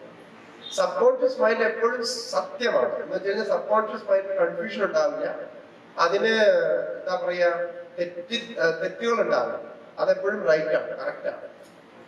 അപ്പൊ നമ്മൾ ഒരു കാര്യം വീണ്ടും വീണ്ടും ആഗ്രഹിച്ച് ഇങ്ങനെ ചെയ്തുകൊണ്ടിരിക്കുമ്പോൾ അതിലുള്ള നമ്മുടെ ആഗ്രഹത്തിന്റെ തീവ്രത കൊണ്ട് ഇത് നമുക്ക് ആവശ്യമാണ്, ഇത് ആവശ്യമുള്ളതാണ് എന്ന് ആ ഒരു തലത്തിലെത്തുകയും ഇത് സബ് കോൺഷ്യസ് മൈൻഡ് സ്വീകരിക്കുകയും ചെയ്യുമ്പോൾ കുറച്ച് സമയം കഴിയുമ്പോൾ ഇത്തരത്തിലുള്ള ചില വ്യത്യാസങ്ങൾ നമുക്ക് ഉണ്ടാവാറുണ്ട് ശരീരത്തിൽ. കാരണം ഇത് കോൺഷ്യസ് മൈൻഡിന്റെ ലെവലില് ആവശ്യമില്ലാത്തതാണ്, എന്നാൽ അങ്ങനെ ജീവിക്കാൻ ആവശ്യമില്ല. പക്ഷെ സബ് കോൺഷ്യസ് മൈൻഡിൽ നമ്മൾ ഈ ഫീഡ്ബാക്ക് ഇങ്ങനെ കൊടുത്തുകൊണ്ടിരുന്നത് കൊണ്ട് അത് അംഗീകരിക്കുന്ന ഒരു അവസ്ഥ. അപ്പോഴാണ് ഈ പലതരത്തിൽ നമ്മൾ ശബ്ദങ്ങൾ കേൾക്കുക, അതുപോലെ ചില എന്താ പറയാ ഇങ്ങനെയുള്ള മൂവ്മെന്റ്സ്, ബോഡി മൂവ്മെന്റ്സ് ഒക്കെ ഉണ്ടാവുക. ചില സമയത്ത് നമ്മൾ പെട്ടെന്ന് ഉറങ്ങി കിടക്കുമ്പോൾ ഉണർന്ന് പെട്ടെന്ന് ചാടി ഉണരുക, എന്നിട്ട് ചില കാര്യങ്ങൾ ചെയ്യുക, ചിലത് പറയുക. ചിലവർക്ക് അതുപോലെ ചില സമയത്ത് ഒരു ലോഹാലസ്യം പോലെ ഉണ്ടാവുക. ഇങ്ങനെയൊക്കെയുള്ള ചില സംഗതികൾ ഉണ്ടാവും. അതിന് സൈക്കോളജിക്കലി ആയിട്ടുള്ള കുറെ റീസൺസ് ഉണ്ട്, ഫിസിയോളജിക്കലി ആയിട്ടുള്ള ചില റീസൺസ് ഉണ്ട്. അതിന്റെ റീസൺ എന്ന് പറഞ്ഞാൽ നമ്മുടെ ഈ മനസ്സ് മാറുന്നതനുസരിച്ച് നമ്മുടെ ശരീരവും അതിനനുസരിച്ച് മാറേണ്ടതുണ്ട്. നമ്മളതിന്റെ നാഡിയൊന്നും പ്രാണശക്തിയൊന്നും അങ്ങനെയൊക്കെ പറയാറുണ്ട്. അപ്പൊ അതനുസരിച്ച് അതിനൊരു ശുദ്ധീകരണം ആവശ്യം. അങ്ങനെ വന്നില്ലായിരുന്നു ഇത് രണ്ടും തമ്മിലൊരു കോൺഫ്ലിക്റ്റ് ഉണ്ട്. ഇപ്പോ ഒരു വയസ്സായവരാണ്, അയാൾക്ക് ഇവിടുന്ന് അവിടേക്ക് ചാടണമെന്നൊരാഗ്രഹം. പക്ഷെ സ്വാഭാവികമായിട്ടും ചാടാനുള്ള ഒരു ധൈര്യം വരില്ല. പക്ഷെ എന്നാലും അയാൾ ചാടിയാൽ എന്ത് സംഭവിക്കാം? ചാടണമെന്ന് വിചാരിക്കുമ്പോൾ തന്നെ കൈകാലമൊക്കെ വരക്കാൻ, അല്ലെങ്കിൽ ചാടി കഴിഞ്ഞ് കുറച്ചു നേരം കുറെ കൈകാലം വരക്കും, അല്ലെങ്കിൽ വീണ്ടും പൊട്ടും, ഇങ്ങനെയൊക്കെ സംഭവിക്കും. അപ്പൊ ചാടണം എന്നുള്ളത് ആഗ്രഹമാണ്. ഈ ചാടണം എന്നുള്ള ആഗ്രഹം പ്രാവർത്തികമാക്കണമെങ്കിൽ അതിനു വേണ്ടിയുള്ള നാഡീബലവും ശക്തിയും ഉറപ്പും മസിൽസ് ബലവും ഇതൊക്കെ വേണം. അതില്ലാതെ വരുമ്പോ ഈ ഇതിലേക്കുള്ള പ്രവൃത്തിക്ക് ചാടുന്നതിന് മുമ്പ് തന്നെ ശരീരകാലം വരയ്ക്കാൻ തുടങ്ങും. കാരണം ഈ ശക്തി കൂടുതൽ എടുത്തിട്ടാണോ ചാടേണ്ടത്. അതില്ല എന്ന് അവിടെ പ്രകടമായാൽ ഈ പറയുന്ന റിഫ്ലക്ഷൻ ഉണ്ട്. അതായത് എന്താണോ ആഗ്രഹം, എന്താണോ നമ്മൾ ചെയ്യണമെന്ന് വിചാരിക്കുന്നത്, അതിന് ബോഡി സപ്പോർട്ട് ചെയ്യുന്നു. അതുകൊണ്ടാണ് അങ്ങനെ ഈ പറയലുണ്ടാവുന്നത്. അല്ലെങ്കിൽ അത് ബെയർ ചെയ്യാൻ പറ്റാത്തൊരവസ്ഥയാണ്. സിമ്പിളാണ്, ഈ തിയറിയാണ് ഇവിടെ സംഭവിക്കുന്നത്. നമ്മളിപ്പോ ധ്യാനം ഇതൊക്കെ ചെയ്തു ഒക്കെയാണ്. അതൊക്കെ കുറെ മനസ്സിന് മാനസികമായിട്ട് കുറെ ചേഞ്ചസ് ഉണ്ടാവുന്നു. ആ ചേഞ്ചസ് അനുസരിച്ച് നമ്മുടെ ബോഡിക്കും അതിനനുസരിച്ച് ട്യൂൺ ആവാൻ കഴിയും. ബോഡി അതനുസരിച്ച് പ്രാവർത്തികമാകണം. എങ്കിൽ അങ്ങനെ ആകണമെങ്കിൽ അതിൽ ഈ പറയുന്ന സമയത്ത് പറയുന്ന കുറെ നിയമങ്ങളുണ്ട്. എന്ത് കഴിക്കണം, എന്ത് കഴിക്കാൻ പാടില്ല, എങ്ങനെ ചെയ്യണം, എത്ര ചെയ്യണം എന്നൊക്കെ പറയുന്ന നിയമങ്ങളുണ്ട്. ഒരു സ്റ്റെപ്പ് ബൈ സ്റ്റെപ്പ് പ്രോസസ്. അത് നമ്മൾ ചെയ്താൽ മാത്രമേ ബോഡി അതനുസരിച്ച് ട്യൂണായി വരും. അത് ചിലപ്പോൾ അതിന്റെ പ്രായവും ഒരു മെയിൻ ഫാക്ടറാണ്. കാരണം എല്ലാ പ്രായത്തിലും എല്ലാ കാര്യങ്ങളും ചെയ്യാൻ പറ്റും. ഇപ്പൊ യോഗത്തിലൊക്കെ പറയുന്ന കുറെ പ്രയോഗങ്ങളൊന്നും എല്ലാ പ്രായത്തിലും ആർക്കും ചെയ്യാൻ പറ്റും. അതൊക്കെ കുട്ടിക്കാലം മുതൽക്കോ അല്ലെങ്കിൽ ചെറുപ്രായത്തിൽ തന്നെ അഭ്യസിച്ച് വന്നാൽ മാത്രമേ അതിന് ബോഡി വഴങ്ങൂ. ഇപ്പൊ കളരി പോലുള്ള അഭ്യാസങ്ങളൊക്കെ അങ്ങനെയാണ്. അതുപോലെ ഇങ്ങനെ ഒരു കമ്മ്യൂണിക്കേഷൻ ഡിസ്റ്റർബൻസ് വരും. ഇത് രണ്ടും തമ്മിൽ ട്യൂൺ. ഇതിങ്ങനെ കൂടി പോയി കഴിഞ്ഞുള്ള പ്രശ്നം, മനസ്സ് വേറൊരു ലെവലിൽ വർക്ക് ചെയ്യാൻ തുടങ്ങും, ശരീരം വേറൊരു ലെവലിൽ വർക്ക് ചെയ്യാൻ തുടങ്ങും, ജീവിതം വേറൊരു ലെവലാണ്. ഇത് മൂന്നും തലത്തിലാവുമ്പോൾ ഒരു കമ്മ്യൂണിക്കേഷൻ ഗ്യാപ്പ് വരില്ല. അപ്പൊ കുറച്ച് കഴിയുമ്പോൾ നമുക്കൊരു ഡിസ്റ്റർബൻസ് തോന്നും.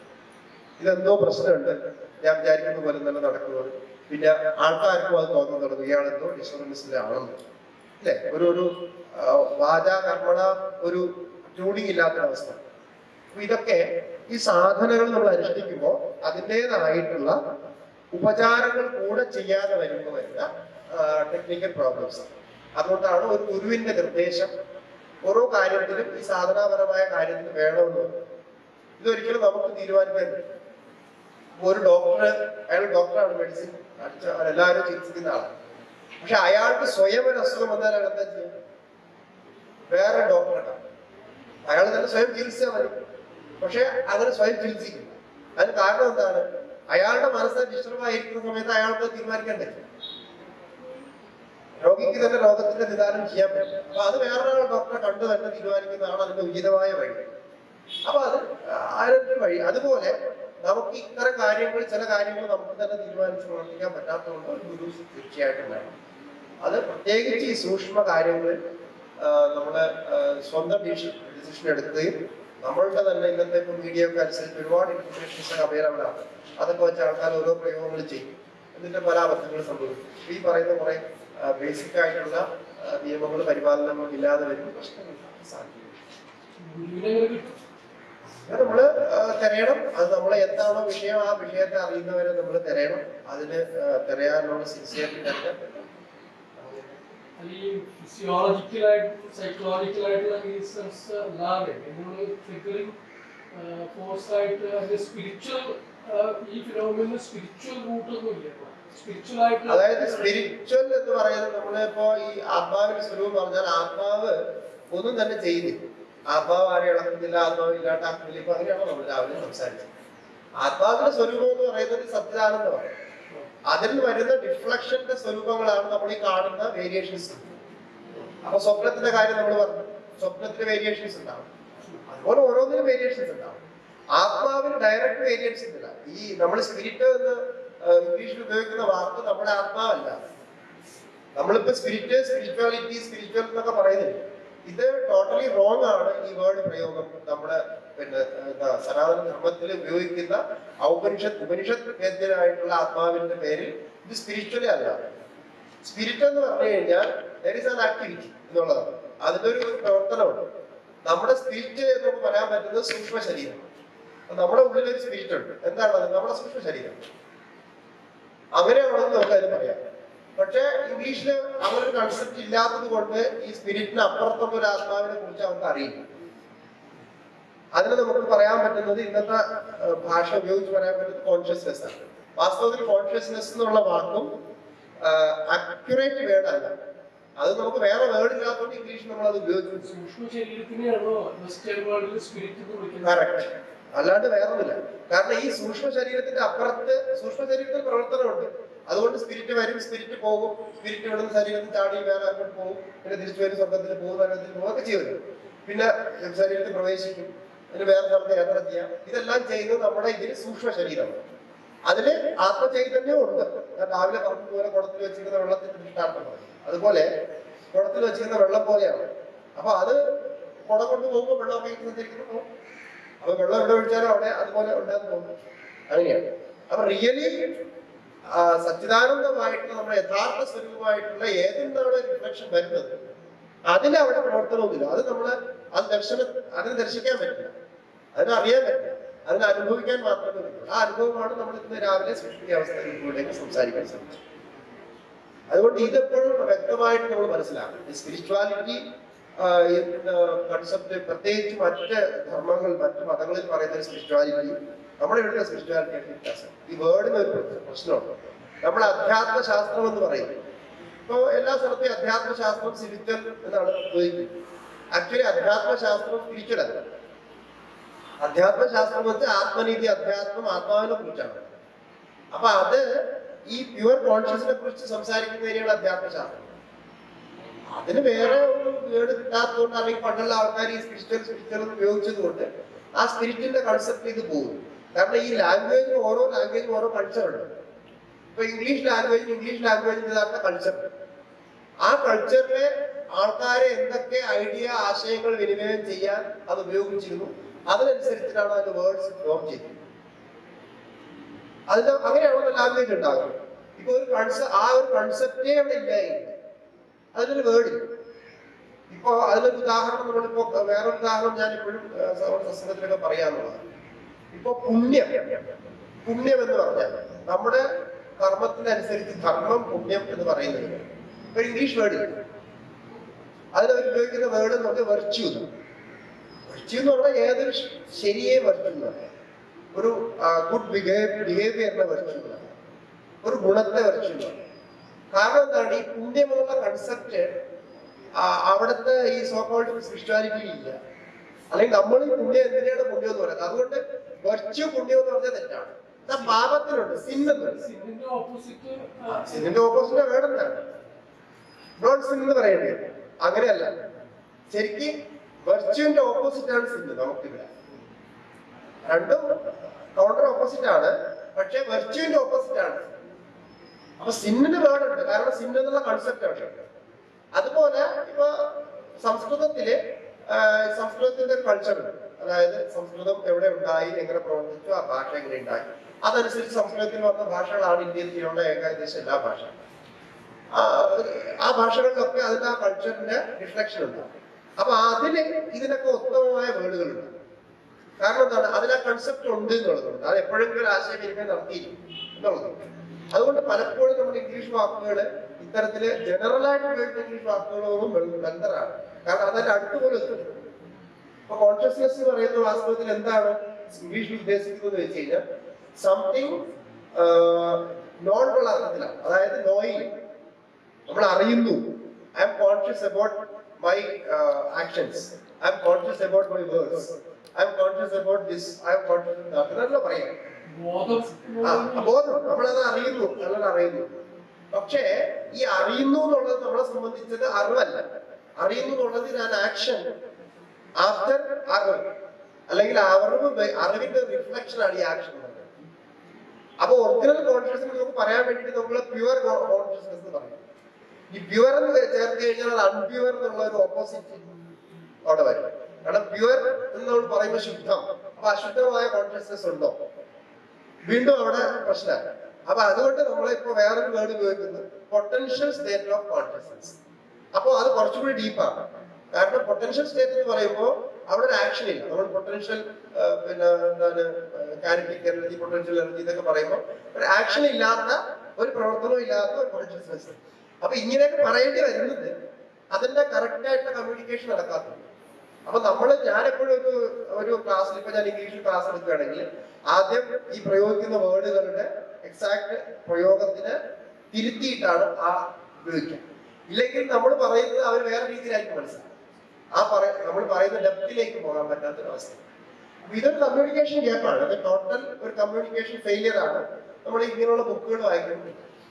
അതുപോലെ നമ്മുടെ യോഗയെ സംബന്ധിച്ച് എല്ലാ സ്ഥലത്തും അങ്ങനെയാണ്. അപ്പൊ അങ്ങനെ അതിനൊരു ഉത്തമമായ മാർഗം നമുക്ക് ഇത്തരത്തില് സംശയങ്ങൾ ഉണ്ടാകുമ്പോൾ അതറിയാവുന്ന, പ്രാക്ടീസ് ചെയ്യുന്ന, അല്ലെങ്കിൽ അതിന് ട്രഡീഷണലി പഠിച്ചിട്ടുള്ള ഒരു ഒരു പണ്ഡിതനെ, ഒരു ആളെ പോയി കാണുക, എന്നിട്ട് അയാളത് ഡിസ്കസ് ചെയ്തിട്ട് നമ്മളത് പ്ലാൻ ചെയ്യും. ഒത്തിരി ആൾക്കാരെ കണ്ടെങ്കിലും പ്രോപ്പറായിട്ടുള്ള എക്സ്പ്ലനേഷൻ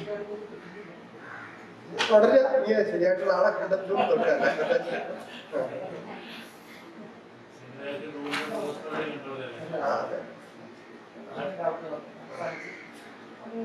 നമ്മളിപ്പോ ഉറക്കത്തിൽ പറഞ്ഞല്ലോ, സുഷുപ്തിയിൽ നമുക്ക് നല്ല ഉറക്കം കിട്ടുന്ന സമയത്ത് രാത്രി കിടന്ന മനസ്സും നമ്മുടെ ശരീരവും ഒന്നും ആക്റ്റീവ് അല്ല, ഫങ്ഷണൽ അല്ല, അതെല്ലാം ഒന്നും ചെയ്യുന്നില്ല. അപ്പൊ നമുക്ക് നല്ല സുഖം നമ്മൾ അനുഭവിക്കുന്നു. അതാണ് നമുക്ക് ഏറ്റവും കൂടുതൽ സുഖം തരുന്നതും അനുഭവിക്കുന്നത്. പക്ഷെ രാവിലെ എഴുന്നേൽക്കുമ്പോഴാണ് നമ്മുടെ മൈൻഡ് ഫങ്ഷണൽ ആവും. ഫങ്ഷണൽ മൈൻഡ് വർക്ക് ചെയ്ത് തുടങ്ങുമ്പോഴാണ് നമ്മുടെ ഈ പ്രശ്നങ്ങളെല്ലാം നമുക്ക് ആരംഭിക്കുന്നത്.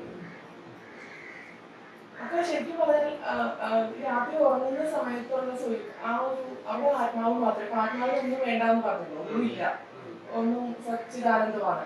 അവിടെ ഒന്നും ഒരു പ്രവൃത്തി ചെയ്യേണ്ട, ഒരു ചിന്ത വേണ്ട, ഒന്നും ഇല്ലാണ്ട് അവിടെ സന്തോഷം മാത്രം ഉണ്ടാവുന്ന അവസ്ഥയാണ് ആ രാത്രിയിലുള്ളത് രാവിലെ. പക്ഷെ രാവിലെ ഫങ്ഷണൽ മൈൻഡ് ആക്ടിവേറ്റ് ആവുമ്പോഴാണ് നമ്മുടെ പ്രശ്നങ്ങളൊക്കെ ആരംഭിക്കുന്നത്. അപ്പൊ ഈ ആത്മാവ് എന്ന് പറയുമ്പോൾ അവിടെ മനസ്സ് രാവിലെ പ്രവർത്തിച്ചു തുടങ്ങുമ്പോൾ ആണ് പ്രശ്നങ്ങൾ ആരംഭിക്കുന്നതെന്ന് പറയുമ്പോൾ ഈ മനസ്സ് പറയുന്ന കാര്യങ്ങൾ അപ്പൊ എല്ലാം നമുക്ക് കണക്കിലെടുക്കേണ്ട എന്നുള്ളൊരു ഇതിനകത്തേക്ക് വരേണ്ടി വരും. കാരണം പലപ്പോഴും അത് റീതിങ്ക് ചെയ്യേണ്ടി വരും. ഓരോരുത്തർ ചെയ്യുമ്പോൾ എനിക്ക് തോന്നിയിട്ടാണ് ഞാനത് ചെയ്തത്, എനിക്ക് ആഗ്രഹം കൊണ്ടാണ് ഞാനത് ചെയ്തത്. അങ്ങനെ ആഗ്രഹങ്ങൾ നമ്മുടെ തോന്നലുകൾ തന്നെയാണ് നമുക്ക് സമാധാനം ഇല്ലാണ്ടാക്കുന്ന ഒരു അവസ്ഥയിലേക്ക് പോകുന്നത്. അവിടെ ചിന്തയും മനസ്സും ഒക്കെ ആക്റ്റീവാണ്, മറ്റൊരുത്തൊന്നും ഇല്ലാത്തപ്പോ ഒക്കെ ഓക്കെയാണ്. ഒരൊക്കെന്നുള്ളൊരു ഭയങ്കര സംഭവം നമുക്കൊന്നും ഇല്ലാണ്ട് കിട്ടുവാണ്. പക്ഷെ ഉണർന്നു കഴിയുമ്പോഴാണ് ഇതെല്ലാം ഉണ്ടാവുന്നതാണ് എല്ലാ പ്രശ്നങ്ങളും. അപ്പൊ മനസ്സിൽ ഈ തോന്നലുകളൊക്കെ അടക്കി കഴിഞ്ഞാൽ മാക്സിമം 90% തീർച്ചയായും. അതുകൊണ്ട് മനസ്സിൽ വരുന്ന ഏത് ചിന്തകളെയും നമ്മൾ എപ്പോഴും റീതിങ്ക് ചെയ്യാൻ അവൈലബിൾ ആക്കണം. എന്ന് പറഞ്ഞാൽ ഒരു ആഗ്രഹം വന്നാൽ സഡൻലി അതിന് നമ്മൾ ആക്ഷൻ എടുക്കണം, അതിനെക്കുറിച്ച് അപ്പുറത്തും ചിന്തിക്കണം. അത് ദേഷ്യം വരുമ്പോഴും അങ്ങനെയാണ്. ദേഷ്യം വരാൻ ചിലപ്പോൾ എന്തെങ്കിലും ഒരു ചെറിയ കാരണം ഉണ്ടെങ്കിൽ ദേഷ്യം വരും, പെട്ടെന്ന് ദേഷ്യം വരുന്നത്. അതിനെക്കുറിച്ച് ചിന്തിച്ചാൽ ഇത് ഇപ്പം ദേഷ്യപ്പെടാനുള്ള ഇവിടെ ചാൻസ് ഉണ്ടോ, ദേഷ്യപ്പെട്ടിട്ട് വല്ല പ്രയോജനം ഉണ്ടോ, നമ്മൾ ദേഷ്യപ്പെടുമ്പോൾ ഒരുപാട് എനർജി വേസ്റ്റ് ആക്കും, അതുണ്ടോ എന്ന് റീതിങ്ക് ചെയ്തിട്ട് ദേഷ്യപ്പെടാനുള്ള വിഷയം ഉണ്ടെങ്കിൽ ദേഷ്യപ്പെടാം. അപ്പോഴേക്കും ദേഷ്യം സാധാരണ രീതിയിൽ പോകും. അതെ. അപ്പൊ അതുകൊണ്ട് ഏത് വിഷയം വന്നാലും ഒരു റീതിങ്ക് ചെയ്യണം. ഈ റീതിങ്ക് ചെയ്യുമ്പോൾ ചില പോയിന്റ്സ് നമ്മളോട് വയ്ക്കണം. അതായത് ഇത് നമുക്ക് ഹിതമാണോ, ഇത് നമ്മളെ കൊണ്ടാകുന്നതാണോ, ഇതുകൊണ്ട് നമുക്ക് ഭാവിയിൽ കൂടുതൽ ദോഷങ്ങളും പ്രശ്നങ്ങളും വരാൻ സാധ്യതയുണ്ട്. ഇത് 3 പോയിന്റ് ബേസിക്കലി നമ്മൾ നോക്കണം. നമുക്കിത് ഹിതമാണോ, അതായത് ഇതിന്റെ ഒരു മൊത്തം പരിണാമം വരുമ്പോൾ ഇത് നമുക്ക് ഹിതമായി വരുമോ അഹിതമായി വരുമോ. പിന്നെ നമ്മുടെ യോഗ്യത എന്ന് പറയുമ്പോൾ നമ്മൾ എല്ലാം കൊണ്ട്, ധനം കൊണ്ടും മറ്റ് സൗകര്യങ്ങൾ കൊണ്ടും നമ്മുടെ വീട്ടിലെ ചുറ്റുപാട് കൊണ്ട് നമ്മുടെ കുടുംബത്തിന്റെ ആൾക്കാരുടെ കൊണ്ട് ഇതെല്ലാം കൊണ്ട് ഞാൻ ചെയ്താൽ ഇത് പ്രശ്നമായി വരുമോ ഇല്ലയോ, സ്വാഭാവികമായിട്ട് നമ്മൾ ചിന്തിക്കണം. അങ്ങനെ ചിന്തിച്ചിട്ട് വേണം ഒരു ഈ പോയിന്റുകൾ ചേർത്ത് ചിന്തിച്ചിട്ട് വേണം ഓരോ വിചാരത്തെയും നമ്മൾ പ്രാവർത്തികമാക്കാം. അപ്പൊ അങ്ങനെ വരുന്നത്, അങ്ങനെ ചെയ്യുന്നത് തന്നെയാണ് അതിന്റെ ശരിയായിട്ടുള്ള രീതി. സൂക്ഷ്മ ശരീരം, സ്ഥൂല ശരീരം. സ്ഥൂല ശരീരത്തിലാണല്ലോ നമുക്ക് ശരീരം, മനസ്സ്. സൂക്ഷ്മ ശരീരത്തില് അപ്പോ ആക്ച്വലി സ്പിരിറ്റ്, ആ ആത്മാവ്, ആ ശരീരമൊന്നുമില്ല. അവിടെ സ്വപ്നത്തിൽ നമ്മൾ വേറൊരു ശരീരം കൊണ്ട് നടക്കുന്നു. അപ്പൊ അത് ക്ലിയർ ആയില്ല. ഈ സ്ഥൂല ശരീരം എന്ന് പറയുന്നത് ഇവിടെ ഓർക്കുക, അവിടെ വേറൊരു ശരീരം പോലെ പ്രവർത്തിക്കുന്നു. നമ്മൾ അവിടെ പ്രവർത്തിക്കുന്നു എന്ന് പറയുമ്പോൾ ഈ കാര്യങ്ങളെല്ലാം ചെയ്ത് തിന്നുന്നു കുടിക്കുന്നു എന്നൊക്കെ ഞാൻ പറഞ്ഞു. അതെല്ലാം ഇതുപോലെ അവിടെയും ചെയ്യുന്നുണ്ട്. അപ്പൊ ഇതെല്ലാം ഇപ്പൊ ശരീരം കൊണ്ടാണല്ലോ ചെയ്യുന്നത്. അപ്പൊ ഇതുപോലെ ഒരു ശരീരം എന്തോ അവിടെ ഉണ്ട് എന്ന് നമുക്ക് കൽപ്പിക്കേണ്ടി വരും. അങ്ങനെ ഒരു എക്സ്പീരിയൻസ് നമുക്ക് ചെയ്യും. അതിനെയാണ് നമ്മൾ സൂക്ഷ്മ ശരീരം.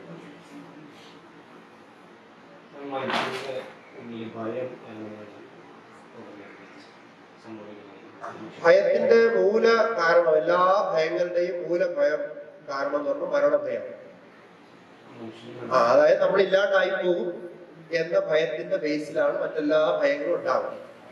അപ്പോ ഈ മരണഭയത്തെ കുറിച്ചുള്ള ഒരു അവലോകനം ഇപ്പൊ നമ്മളിപ്പോ ചിന്തിച്ചതുപോലെ ആ ഭയം ഇപ്പൊ നമ്മൾ ശരീരത്തിന് സംരക്ഷിക്കാൻ ശ്രമിക്കുന്നു. നമ്മുടെ ശരീരം ഇല്ലെങ്കിൽ എന്റെ ജീവിതം എന്താവും, ഞാൻ ഇല്ലാണ്ടാവും. അപ്പൊ അതുപോലെ ശരീര സംബന്ധമായിട്ടുള്ള കാര്യങ്ങൾ, ഭക്ഷണങ്ങളും ഇതുമൊക്കെ കഴിക്കുന്നു, ഇതൊക്കെ ചെയ്തു. ഇങ്ങനെ തുടർന്നു പോകുമ്പോൾ ഒരു കോർ ആയിട്ടുള്ള, അതിന്റെ ഒരു മൂലമായിട്ടുള്ള ഭയം എന്ന് വെച്ച് കഴിഞ്ഞാൽ അതാണ് മൃത്യുഭയം, മരണഭയം.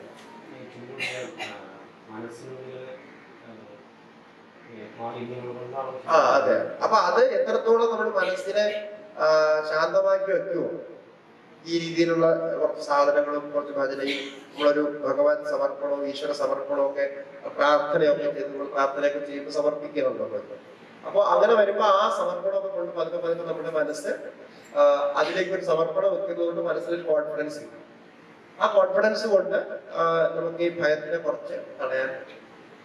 അപ്പോ എന്താണ് പെട്ടെന്ന് സംഭവിച്ചു പോകും എന്നുള്ളതാണല്ലോ. നമുക്ക് പലതും മുന്നിൽ കാണാൻ പറ്റാത്തത് കൊണ്ടാണ് ഭയം തോന്നുന്നത്. ഇങ്ങനെ ചെയ്താൽ അങ്ങനെയാവും. അപ്പൊ അത് ആകാംക്ഷ, ഭയം, ഇങ്ങനെ പലതരത്തിലത് വർക്ക് ചെയ്യും. ആ ഭയത്തിന് കാരണം എന്തെന്ന് വെച്ച് കഴിഞ്ഞാൽ നമ്മളെ തന്നെ അറിയാത്തത്, നമ്മുടെ സ്വരൂപം അറിയാത്തത്, അജ്ഞാനമാണ്. അത് ബേസിക് കാരണം. സാധാരണ രീതിയിൽ പറയുമ്പോൾ അത് കുറച്ച് ഡീപ്പാണ്. അത് അത്രയും ലെവലിലേക്ക് മനസ്സിലാക്കാൻ ബുദ്ധിമുട്ടാണ്. അപ്പൊ അതുകൊണ്ട് നമ്മൾ പ്രാർത്ഥന ചെയ്യുക, എല്ലാ ഭയത്തിൽ നിന്നും മുക്തമാവാൻ വേണ്ടിയിട്ട് പ്രാർത്ഥന ചെയ്യുക. ആ പ്രാർത്ഥനയുടെ ഭാഗമായിട്ട് ഇതേപോലെ വിചാരവും ചെയ്യാം. ഇതെങ്ങനെയാണ് ഉണ്ടാവുന്നത്, എന്തുകൊണ്ട് ഞാൻ ഭയക്കുന്നു, ഭയത്തിന് കാരണമെന്ത്, വാസ്തവത്തിൽ അങ്ങനെയൊന്നും ഇല്ലല്ലോ എന്നത് ഇങ്ങനെ ഓരോന്നും.